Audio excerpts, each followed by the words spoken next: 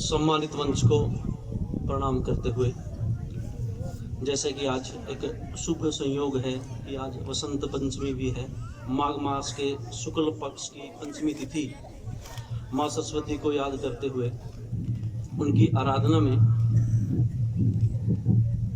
या कुंदिंदु तुषार हार धवला या शुभ्रवस्त्रावृता या वीणावरदंड मंडित करा या श्वेत पद्मासना या ब्रह्मच्युत शंकरा प्रभृतिभिर् देवै सदा वंदितां सा मां पातु सरस्वती भगवती निशेषजाढ्यापः। ॐ विश्वानि देवः सवितुरितानि परासुव यद्भद्रन्न तन्नयासुवः। 26 जनवरी के इस गणतंत्रता पर्व पर सभी को बहुत बहुत शुभकामनाएं देते हुए आज के मंगलाचरण के द्वारा इस महान पर्व का जो प्रारंभ हुआ है उसमें हम चाहते हैं कि आप सभी के अंदर जो ऊर्जा है वो अच्छी प्रकार से इस वायु से तीव्र बहती रहे, क्योंकि कहा गया है कि आज़ादी के जीने वालों हमें नहीं पता कि कहाँ सूरज ढलता और कहाँ सूरज निकलता है। पन्ने पलट कर देखो अतीत के, तुम देखोगे कि आजादी से पहले मरना पड़ता है। ऐसे शुभ मंगल आचरण के द्वारा हम अपने इस महान पर्व का जो आयोजन कर रहे हैं वो हमारे लिए बहुत ही उत्साह का दिन है। ऐसा नहीं है कि पहले संविधान नहीं थे, पहले तंत्र नहीं था। हम याद करें श्री रामचंद्र को, ये सोचनीय विषय है कि उनको 14 वर्ष का ही वनवास क्यों दिया गया, 15 वर्ष का क्यों नहीं दिया गया। इसका एक महत्वपूर्ण कारण था कि पहले एक तंत्र था कि 14 वर्ष तक जो सिंहासन पर नहीं बैठेगा, जो राज्य नहीं करेगा, फिर वो कभी भी सिंहासन पर नहीं बैठेगा। लेकिन भरत ने ऐसा नहीं किया। उसके बाद बात आती है, ये त्रेता युग की बात है, अब द्वापर की बात करते हैं। द्वापर में भी ऐसा हुआ, जो पांडवों को वनवास और 1 साल का अज्ञातवास दिया गया था। उस समय वो तंत्र था कि अगर 13 वर्ष तक कोई सिंहासन से अच्युत रह जाता है, वो दूर रह जाता है, तो फिर वो कभी भी राज्य करने का अधिकारी नहीं है। और फिर वैसा हुआ। लेकिन उस परंपरा को चलाते हुए हमने जो भी दुविधाएं सही हैं, जो भी मुश्किलें सही हैं, जो भी कठिनाई सही है, हमारे वीर शहीदों ने जो इस संविधान के निर्माण में जो भी बलिदान दिया है वो बहुत ही अलौकिक है, बहुत ही चिंतनीय है, बहुत ही सम्माननीय है। ये पर्व है आज हमारी स्वाधीनता का, उपनिवेशवाद से मुक्त करके जो हमें स्वतंत्रता प्रदान की है, जो संविधान का निर्माण किया है, उसका परिपालन करने का। रानी लक्ष्मीबाई, सुभाष चंद्र बोस, शहीद आजम भगत सिंह के मस्तक पर तिलक करने का ये पर्व ऐसा है। आज जो भारत का चरित्र है वो इतना अलंकरणीय है कि लोग पूरे संसार में उसका चित्र बना रहे हैं। इसलिए हम कहते हैं, आप हमारी भावी पीढ़ी को भी कहते हैं कि आप अपना चरित्र बनाइए, फिर लोग आपका चित्र बनाएंगे। हमेशा आह्वान करते हैं अपनी युवा पीढ़ी से, और भारत माँ से यही प्रार्थना है एक कविता के द्वारा कि हम सबके रोम रोम में जगा दे देश प्रेम, शब्द व्यंजना प्रवाह घट में उतार माँ। उर में जगा दे प्रेम या तो कर दे संहार, किसी तौर धरती पर राम राज्य ला दे माँ। और राष्ट्र को मानते हैं जो सिर्फ धर्मशाला, ऐसे पापियों के सर धड़ से उड़ा दे माँ, ऐसे पापियों के माँ धड़ से उड़ा दे माँ। वंदे मातरम। जय हिंद, जय भारत। बहुत बहुत धन्यवाद। तिरंगे की आन है, कुछ नशा मातृभूमि की शान है। हम लहराएंगे हर जगह ये तिरंगा नशा, ये हिंदुस्तान की शान है, ये हिंदुस्तान की शान है। अब मैं 9वीं कक्षा के छात्र रोहित को उसकी स्पीच के साथ बुलाना चाहूंगी।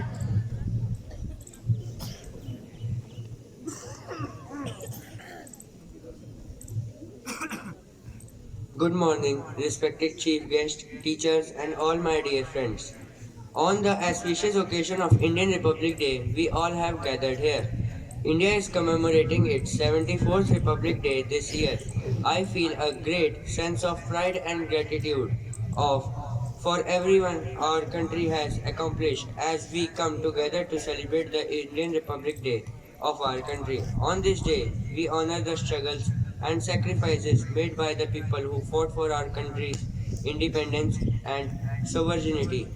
The Indian Constitution, which took effect on this day in 1950, is the evidence of democratic justice and liberation principles that have governed our country since its inception. It provides a framework for our government's transparent and accountable operations and ensure that certain fundamental rights are given to citizens of it. India has hosting special guests every year as a part of celebration including the head of state or the government of other nations for the Republic Day celebration in nation's capital. Since 1950, it has been a tradition for the celebration. For instance, on January 26, 2015, former US President Barack Obama attended Republic Day as the special guest, and for the 74th Republic Day celebration, Egypt's President Abdel Fattah el-Sisi will be the special guest. The President delivers the speech on Republic Day at 8 p.m. and then the flag hosting ceremony at the Rajpath in nation's capital is followed by a parade. The Republic Day March is regarded as a striking feature of celebrations and it highlights India culture and social heritage. Additionally, it displays Indian defense capabilities.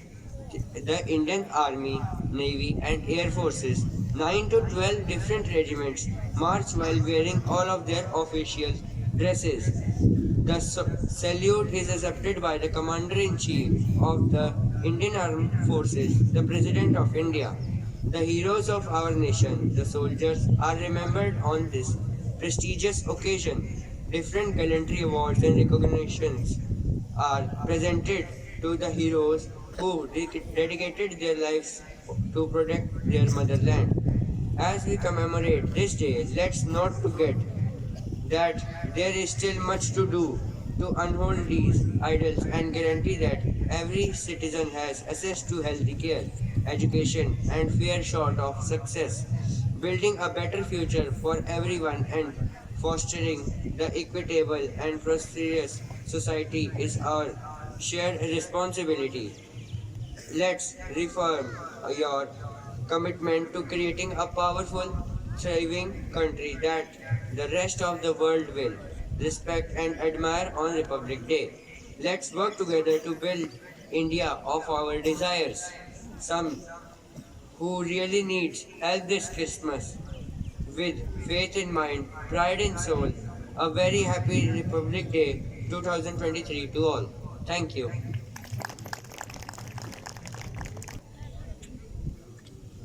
अब मैं सभी कवियों से निवेदन करूंगी कि वे आएं और अपनी कला को प्रस्तुत करें।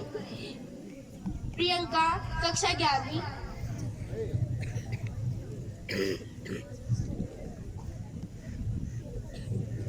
Happy Republic Day to one and all present here. Today I am standing in front of you all to deliver a patriotic poem.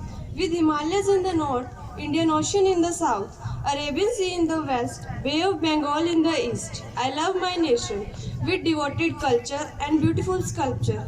The people have no rest to do their work best. I love my nation. They give us rice in ration, they dress in latest fashion. They do many inventions which are about fiction. I love my nation with number of hill stations which are God's creation. It gives us protection and save us from tension. Freedom in our mind, faith in the words, pride in our soul. Salute to India, Vande Mataram. Thank you. Have a nice day. Happy Republic Day.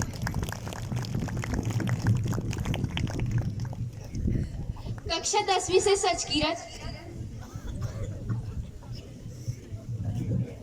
सुप्रभात। आज मैं 10वीं कक्षा का छात्र आप सबके समक्ष गणतंत्र दिवस पर कुछ पंक्तियां लेके प्रस्तुत हुआ हूँ। गणतंत्र हुआ जब देश हमारा, वीरों की शहादत रंग लाएगी। आज़ादी का नया रंग तब देश को समझाया। संविधान के नए पन्नों पर भारत का भविष्य नजर आया। भारत का बच्चा बच्चा फिर जय भारती का राग सुनाया।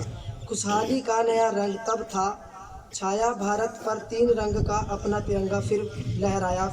धन्यवाद। जय हिंद, जय भारत। कक्षा 11वीं की कोमल।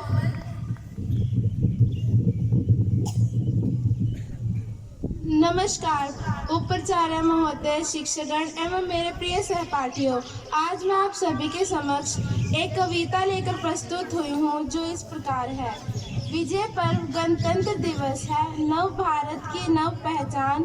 कोटि कोटि जनता ने पाया अपना निर्मित नया विधान। हुए सभी हम भारतवासी अपनी किस्मत के निर्माता। अंग्रेजी काले नियमों से मुक्त हो गई भारत माता। बिना भेद के पाई सबने एक अनोखी अवसर क्षमता। जनता ने पहचानी फिर से विश्व पटल पर अपनी क्षमता। राष्ट्रीय गान को मिलकर गाया, व्यर्थ नहीं जाने पाएगी। देश प्रेम की भीमी खुशबू जनगण मन को महकाएगी। हो सद्भाव सभी के मन में, कहीं ना हो आतंकी दंगा। अगर रहे गणतंत्र हमारा, रहे फहराता सदा तिरंगा, रहे फहराता सदा तिरंगा। धन्यवाद। कक्षा 11वीं का विश्वजीत। सुप्रभात। आज मैं कक्षा 11वीं का छात्र आप सबके समक्ष गणतंत्र दिवस पर अपनी स्वरचित कविता लेकर प्रस्तुत हुआ हूँ, जो कि इस प्रकार है। जब सूर्य पर चढ़ जाए अंधकार, दिए का टिमटिमाना जरूरी है। कि जब सूर्य पर चढ़ जाए अंधकार, दिए का टिमटिमाना जरूरी है। जब चारों ओर हो अन्याय, विद्रोह का बिगुल बजाना जरूरी है। जब चारों ओर हो अन्याय, विद्रोह का बिगुल बजाना जरूरी है। जब नारी खुद को असहाय पाए तो उसे लक्ष्मीबाई बनाना जरूरी है। जब सीधे तरीकों से नेता ना बदले, संविधान का डर दिखाना जरूरी है। कि जब सीधे तरीकों से नेता ना बदले, संविधान का डर दिखाना जरूरी है। जब नेताओं के हाथ देश ना हो सुरक्षित, अम्बेडकर जी का आना जरूरी है। अम्बेडकर जी का आना जरूरी है। धन्यवाद।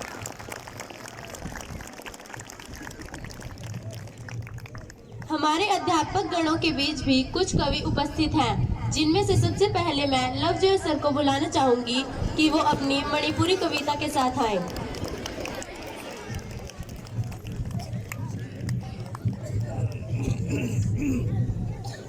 Republic Day greetings to all of you gathered here today. As we know, India is a country where many languages are spoken, and Manipuri is one of them. But I belong to one of the tribes in Manipur. I speak Manipuri, but I have my own dialect that is recognized by Government of India and State Government of Manipur. That is being studied in high school and graduate level. The tribe name is Rongmei. In fact, Ravikant sir told me to bring a poem, but I am not a good writer. But this is not exactly a poem, but this is a sort of piece of my heart for India. First in my dialect, and after that I will tell the meaning of it.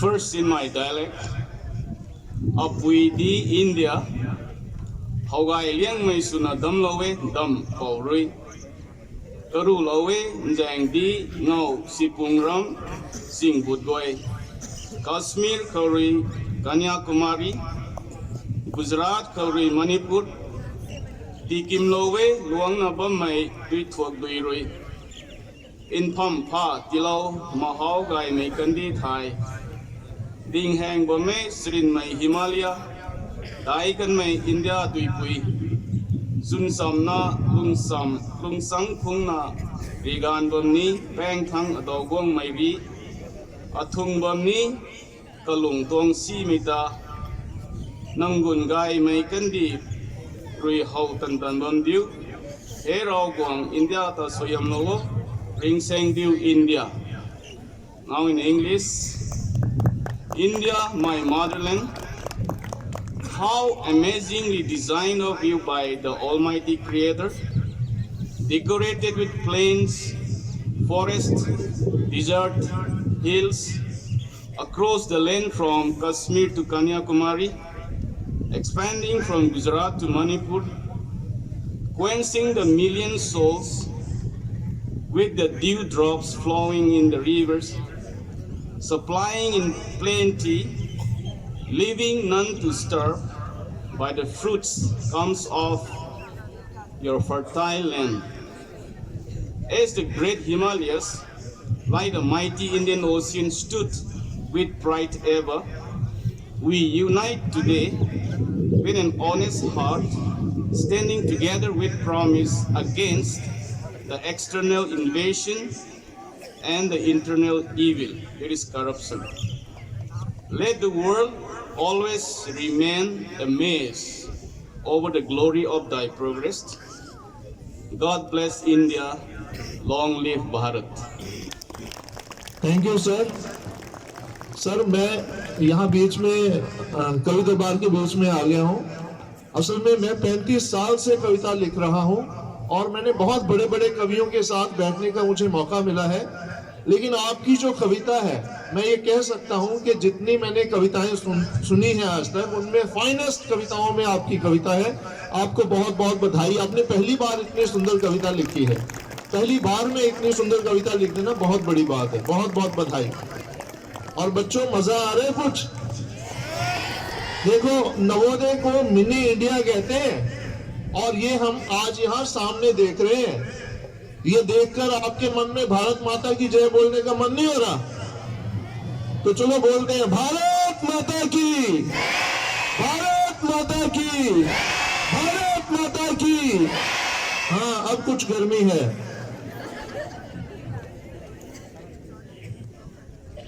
अब मैं Gujarati sir Rajendra Parmar sir को उनकी कविता के साथ बुलाना चाहूंगी।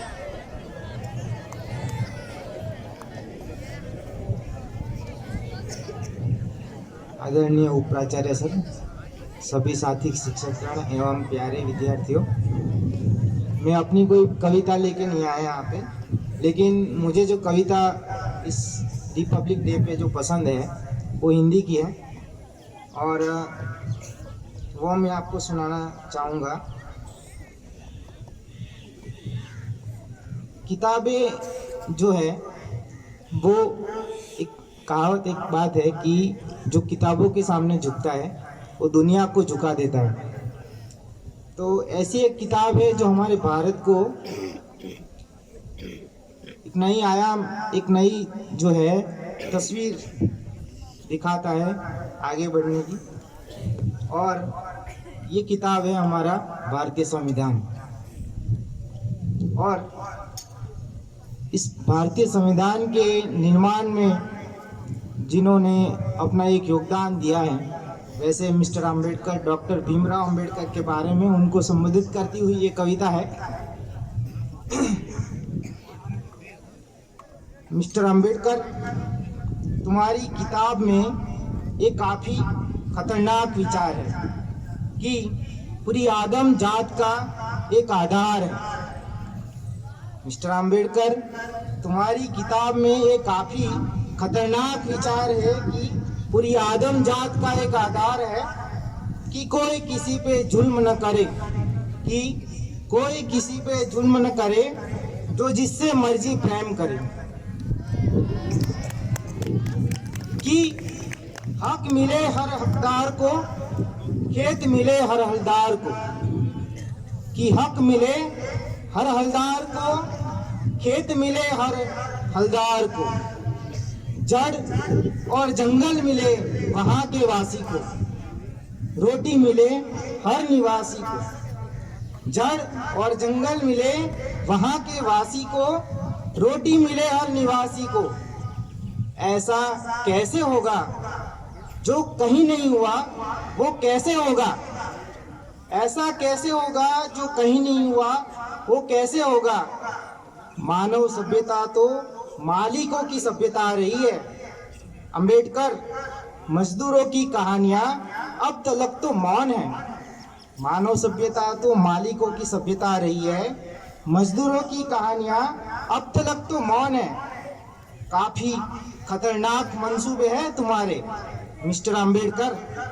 बताओ, तुम्हारी गुलाबी ख्यालों में पलता ये जादुई मुल्क कौन है? Thank you. अब मैं सतीश सर को उनकी कविता के साथ बुलाना चाहूंगी।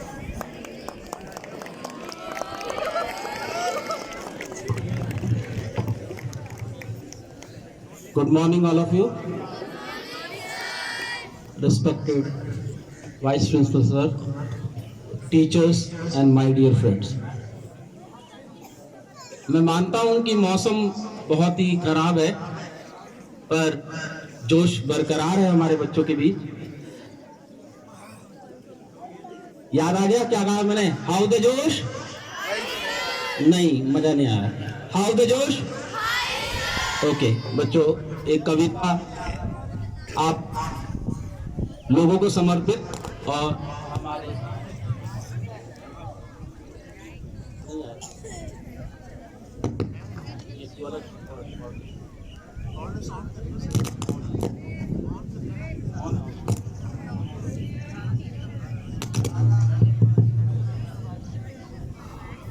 हमारे देश के सरहदों पर जो सिपाही तैनात है उसके लिए ये कविता समर्पित है।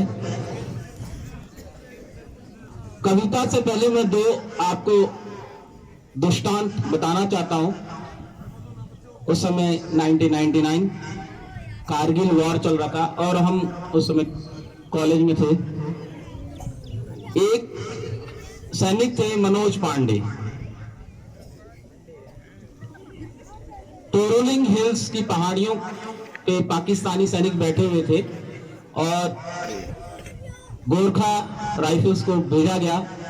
तो मनोज पांडे के नेतृत्व में एक टीम गई, टुकड़ी गई। तो सैनिक ऊपर पहाड़ पे थे और नीचे से मनोज पांडे और उनके जवान चढ़ रहे थे और सीधी गोली जो है उनके माथे पे आ रही थी। इससे अंदाजा तुम लगा सकते हो कि उस पहाड़ी को जीतना बहुत मुश्किल था। युद्ध चल रहा था। मनोज पांडे को 6 गोलियां लगी। जब वो 6 गोलियों से घायल हो गए और एक खाई में गिरे और युद्ध चलता रहा। और बाद में हमारे भारतीय सैनिकों की एक विशेषता है कि युद्ध होता रहे परंतु शहीद और घायल सैनिक, जो चाहे कोई भी भारतीय सैनिक हो, उसे उसका शव जो है उसे छोड़कर नहीं आती। ये सिर्फ भारतीय सैनिकों की पहचान है, उसे लेकर आना ही है, चाहे एक के बदले 6 जवान और घायल हो जाए। तो युद्ध जब रात का समय हो गया और डेड बॉडीज को लाया जा रहा था, उसमें मनोज पांडे जी नहीं मिले। 1 दिन हो गया, 2 दिन हो गया, करीबन 5 दिन हो गए। 5 दिन बाद एक पेट्रोलिंग टुकड़ी को दोबारा भेजा गया तो खाई के अंदर मनोज पांडे घायल अवस्था में मिले, यानी कि वो एकदम मरणासन पे थे। और उन्हें हॉस्पिटल लेकर आया गया तो डॉक्टर भी आश्चर्यचकित थे कि 6 गोलियां उनको लग चुकी थी, फिर भी वो जीवित है। तो मनोज पांडे से डॉक्टर ने पूछा कि आप जीवित कैसे रहे? तो उन्होंने कहा कि मेरी कमीज की जेब में एक गीता है, उस गीता की शक्ति ने, यानी कि वो गीता पढ़ते थे तो उस गीता के श्लोकों के द्वारा उनको एक ऊर्जा मिली। तो ये एक हमारे भारतीय सैनिक थे। दूसरे तुम बहुत अच्छे तरीके से जानते होंगे, कैप्टन बत्रा। कैप्टन बत्रा विक्रम बत्रा के नाम से प्रसिद्ध थे, चंडीगढ़ में रहते थे। टाइगर हिल्स पहाड़ी, उनको जीतने के लिए विक्रम बत्रा को दिए और एक जुनूनी लेफ्टिनेंट थे। और जब वो पहाड़ी पे जीतने के लिए आगे बढ़े और अपनी सेना के सामने उन्होंने अदम्य साहस दिखाया, इतना अदम्य साहस दिखाया कि दुश्मन के दांत खट्टे हो गए और वो चौंक गए कि ये कौन है जो कि इतनी तीव्र गति से हम पे आक्रमण कर रहा। 90 डिग्री का स्लोप था उस पहाड़ का, जिसपे युद्ध करना बहुत मुश्किल था। और अंत में लास्ट में गोलियों से पाकिस्तानी सैनिकों ने उनको भून दिया था और मरते वक्त उन्होंने कहा था, ये दिल मांगे मोर। ये बहुत ही प्रसिद्ध डायलॉग है उनका, इंडिया टुडे ने इनको कैप्चर किया था। तो ये दो हमारे युवा बच्चों के लिए एक वृत्तांत था। अब मैं उस सिपाही के लिए एक कविता प्रस्तुत करता हूं और हो सके तो आप अपनी जिंदगी में इसे अपनाएं कभी भी आप जो अवसाद से ग्रसित हो। मेरा नाम सिपाही है, मनोज मुंतशिर की ये कविता है और ये काफी प्रसिद्ध हुई, जिसमें उन्होंने अपने जीवन के बारे में बताया है। एक सिपाही जब सरहद पे जाता है तो अपने परिवार को भूल जाता है, उसकी सारी जिम्मेदारियां वहां पे खत्म हो जाती हैं, क्योंकि अब वो परिवार का सदस्य नहीं रहता, वो देश के लिए जीता है। तो एक सिपाही कहता है, मुझे भेज देना यारो, मुझे भेज देना यारो मेरी बूढ़ी माँ के पास। बड़ा शौक था उसे मैं घोड़ी चढ़ूं, धमाधल ढोल बजे तो ऐसा ही करना, मुझे घोड़ी पे लेके जाना, ढोल को बजाना, पूरे गांव में घुमाना और माँ से कहना, बेटा दूल्हा बनकर आया हूं, बहू नहीं लाया तो क्या बारात तो लाया हूं। एक शहीद जब तिरंगे में लिपटा हुआ आता है तो उसकी बाड़ी जो उसकी बूढ़ी माँ है वो तो सोचे कि मैं अपने पुत्र की शादी करूंगी, उसका विवाह करूंगी, और तुम देखते हो कि एक शहीद जब तिरंगे में लिपटा हुआ आता है तो पूरा गांव उसके सम्मान के लिए, उसके शहादत के लिए उसके पीछे एक बारात के रूप में आता है। और तुम देखते हो कि भारतीय जो बैंड है, जो धुन है, वो बजता हुआ जाता है। तो माँ तो कल्पना करिए कि उसकी शादी, उसका विवाह हो और अब एक गांव में एक जगह मंजर आप ये देख रहे हो। तो ये बूढ़ी माँ के लिए था जो सिपाही कह रहा है। इसके बाद उसके पिताजी का नंबर आता है। पिताजी के बारे में वो कहता है सिपाही मरते वक्त, मेरे बाबूजी पुराने फौजी, मेरे बाबूजी पुराने फौजी बड़े मनमौजी, कहते थे बच्चे तिरंगा लहरा के आना या तिरंगे में लिपट के आना। कह देना उनसे उनकी बात रख ली, दुश्मन को पीठ नहीं दिखाई, आखिरी गोली भी सीने पे खाई, आखिरी गोली भी सीने पे खाई। इसके बाद उसके छोटे भाई का नंबर आता है। अपने भाई के लिए वो एक वाक्य कहता है, मेरा छोटा भाई इससे कहना क्या मेरे वादा निभाएगा, मैं सरहदों से बोल कर आया हूं कि एक बेटा जाएगा तो दूसरा आएगा, दूसरा आएगा। यानी अपने भाई को कहता है कि मेरी वीर गति होने के बाद तू मातृभूमि की रक्षा के लिए तू भी जो है फौज में शामिल होगा। इसके बाद उसकी माँ का नंबर आता, माँ का नहीं सॉरी बच्चों, एक उसकी छोटी बहन थी, उस छोटी बहन का नंबर आता है। मेरी छोटी बहना उससे कहना, मुझे याद था उसका तोहफा लेकिन अजीब इत्तेफाक हो गया, भाई राखी से पहले ही राख हो गया, राख हो गया। यानी कि वो सैनिक रक्षाबंधन के दिन उसकी छोटी बहन उसे राखी बांधती थी, तो इंतजार कर रही है कि युद्ध होने के बाद वो आएगा मेरा भाई तो मैं उसे राखी बांधूंगी। तो सिपाही ने अपना ये वाक्य कहा है। इसके बाद अगला नंबर आता है उसकी धर्मपत्नी का, प्रेयसी का। वो उसके लिए कहता है, वो कुएं के सामने वाला घर 2 घड़ी के लिए वहां जरूर ठहरना। वही तो रहती है वो जिसके साथ जीने मरने का वादा किया था। उससे कहना भारत माता के साथ निभाने में उसका साथ छूट गया। एक वादे के लिए दूसरा वादा टूट गया। यानी कि विवाह जब होता है या प्रेसी होती है तो वो कल्पना करता है कि वादा करता अपनी प्रेसी से कि मैं जरूर आऊंगा युद्ध के बाद, परंतु भारत माता की सेवा के लिए अपने प्राण न्यौछावर कर दिए तो वो उसका वादा पूरा नहीं कर सकता। इसके बाद सैनिक जो है अंतिम वाक्य बोलता है, बस एक आखिरी गुजारिश, आखिरी ख्वाहिश, मेरी मौत का मातम ना करना। मैंने खुद ये शहादत चाही है। मैं जीता हूं मरने के लिए। मेरा नाम सिपाही है। इसके साथ बच्चों एक बार जोरदार इन वीर सिपाहियों के लिए जय हिंद। आवाज नहीं आई बच्चों? देखो जोश, जो सिपाही होता है वो आपके लिए लड़ता है सरहदों पे, तो उनके सम्मान के लिए कहीं पर भी हो उनके लिए दोबारा जय हिंद, वंदे। और अंतिम वाक्य, कहीं भी आपको भारतीय फौज दिखाई दे तो उनका सम्मान जरूर करें।